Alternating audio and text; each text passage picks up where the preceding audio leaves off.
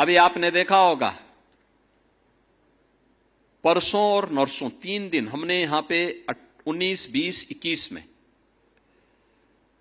Japan, जो दुनिया के अंदर अपनी टेक्नोलॉजी के लिए और अपने कमिटमेंट के लिए जाना जाता है, जापान के 240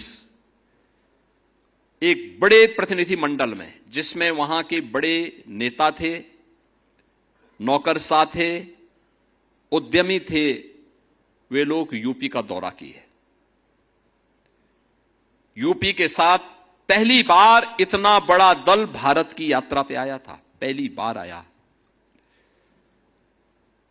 यानी जापान के साथ हमारे सैकड़ों वर्षों के सांस्कृतिक संबंध हैं।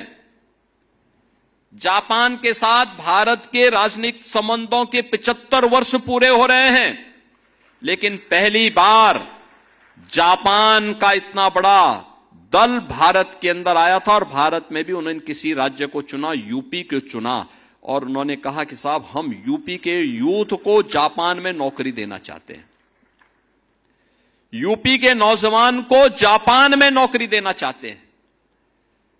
2017 के पहले तो कोई नहीं आता था, कोई नहीं आता था। आज दुनिया आ रही है, जर्मनी आ रहा है, इजराइल आ रहा है, कहता है साहब यूपी के नौजवान को हमारे यहां भेजिए, हम भी अपने यहां नौकरी देना चाहते हैं। और मुझे अच्छा लगता है जब यूपी के नौजवानों की लोग तारीफ करते हैं। इजराइल में हम लोगों ने 5000 नौजवान भेजे। मैंने वहां की सरकार से कहा, मैंने कहा भाई हमारे युवा जाएंगे तो वहां युद्ध नहीं लड़ेंगे, आप उनसे काम लीजिए, पैसा नहीं काटेंगे, उनके रहने खाने की व्यवस्था करिए। उन्होंने कहा हम करेंगे। मुझे बहुत अच्छा लगता है जब मैं उनका हालचाल लेता हूं। वे सभी नौजवान वहां खुशी से रह रहे हैं, 1.5 लाख रुपए महीना प्राप्त करते हैं, खाना पीना सब फ्री, और अपने घर को पैसा भी भेज रहे हैं।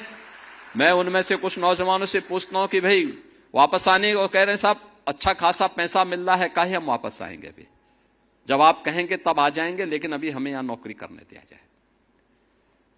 यानी इजराइल युद्ध लड़ रहा था, तब भी युवा वहां का, हमारा यूपी का गया हुआ युवा वहां काम कर रहा था। उसे कोई, वो अपने कार्य में व्यस्त था। आज दुनिया मांग रही यूपी के नौजवानों को। 17 के पहले तो यह स्थिति नहीं थी।